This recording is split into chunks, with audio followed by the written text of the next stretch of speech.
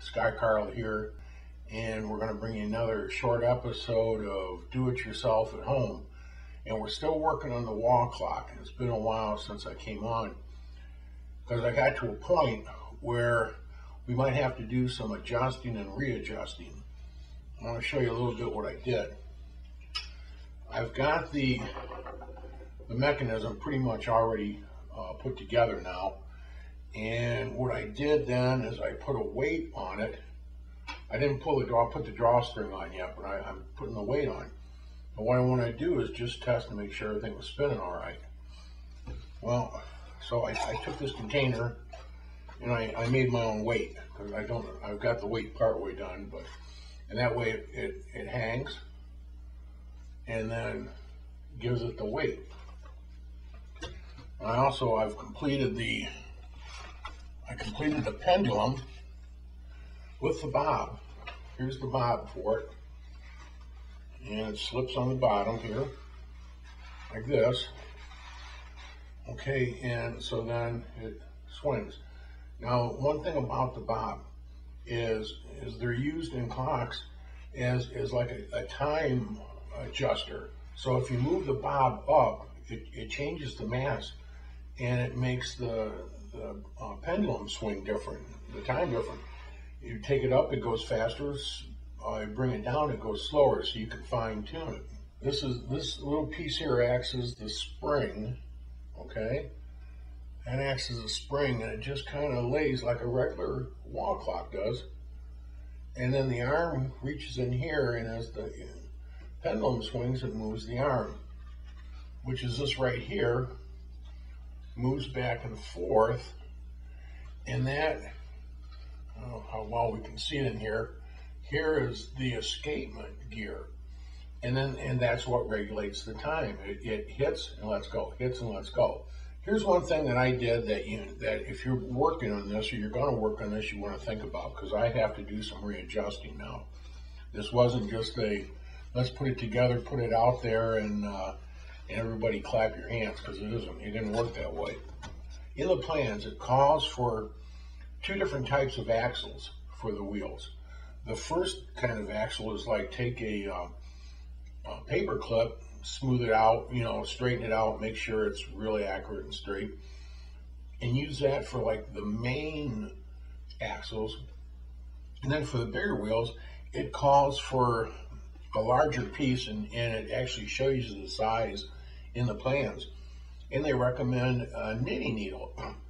So I went to Joann Fabrics, where they got all this stuff, and I bought a whole pack of different needles, all different sizes, and my size was in there. It was like a buck or two. It was pretty cheap. So I got to thinking, wouldn't it be better, instead of using that real thin wire, that if I just use these for all the axles? And so that's what I did. Now, here's the thing. I don't know if having that type of axle is as good as I thought it would be, because when I put the weight on it, it should be pulling the wheel around this way. This should be swinging back and forth to hold it. But for some reason, and I don't know, I might not have the weight right either, it's not really pulling. But look, if I just use my finger, it turns pretty good, actually. You have to go in and adjust so that the way the teeth are hitting into the other gears, like the pinions and that, it has to be pretty accurate. It can't be too tight and it can't be too loose. So you have to do a little bit of fine adjusting. And what they do is, I don't know if you can see this, I'll try to zoom in on it. You can take another piece of paper. All the holes are marked. So, and when you're building it, you're putting the holes in it. Now, if for some reason something doesn't line up, what you can do is you can expand the original hole, take another piece of paper, put a hole in that, and use that as an adjuster and bring it up and down, and then when you got right where you want it, that's where you glue it on. So with that adjustment there, and they're real easy to do, all I have to do is take a small piece of paper, an extra scrap piece. I mean, you can take it from anything. Take your X-Acto, You got your small piece, run your axle through it, and then, like I said, as you take that piece, you got your axle, you move it up and down and say, okay, that looks good there, and then glue it in and let it stay.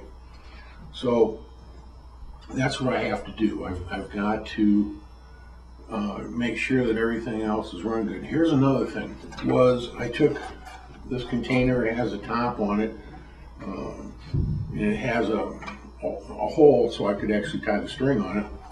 And I took a bunch of coins, threw them in here, hooked it up, and it made a pretty good weight. Now I'm not sure if it's too heavy or too light. I'm not really finished. This is the weight that we'll be using when it's done. You just make a tube, you put some reinforcement strips around it, and then you run a wire through it. It's hooked at the bottom and supported down here. You fill in whatever you're going to use. They say you can use, you can go anywhere from BBs, nails, whatever. You pour it in, you make your cap, it's got a hook on top, and you set that on, and then that's your weight. What I was doing is I wanted this thing to run. Before I go any further, before I put the gears on for the dials, and I did make some dials. Okay, here we go. Here's a dial gear here. It's actually made of two different pieces. See, there's like a small gear there, and it's got a long shaft on it, and the shaft has an extension that you build. See, check that out, isn't that cool? That goes in there, and then you have your outer gear, and it's got this part here is for another dial. This should be for the hour dial, and the smaller one should be for the minute. This slides through like that. It goes in there, and then you've got, so the inner part can move separately from the outer part. Another one of the gears, one of the transfer gears I made here, it's got a real small pinion on it, and it's made of several pieces, and then it's got a strip on the inside that's put together like an accordion to make the gears. It's really neat, and it's actually pretty strong. So, but I didn't want to do that yet until I know that the mechanism works. So what I want to do is I want to work on it a bit, fine tune it, make sure that we've got it hanging on the wall, and that the pendulum will run the mechanism. Once I've got that, then I can start adding the gears for the dials. Once we get that together, we make sure that's fine tuned and run. We make the case, we make the face, and we should be pretty close to being done. One other thing I wanted to mention real quick, here is the wall mount. Okay, what happens is this is put on the wall up here, and then see the clock, it has supports in the back, and this holds it away from the wall so that the pendulum has an area to swing. So this is on the wall, you take your clock and you slide it in like that, and it hangs like that. So you can take the clock off the wall and put it back on. It works really well. One thing I found, and I don't know if I had too much weight in my little weight deal that I made, because it had a tendency, it wanted to kind of like hang down a bit. It wasn't as supportive as I thought it would be.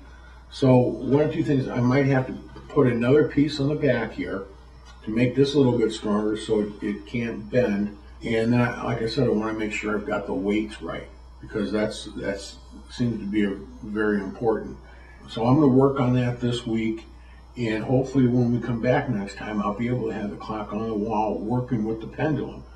Now the dials won't be on it yet, but at least we'll be able to see how the escapement works, the pendulum swings, and the whole shot. So that's all I've got for right now. I want to thank everybody for watching.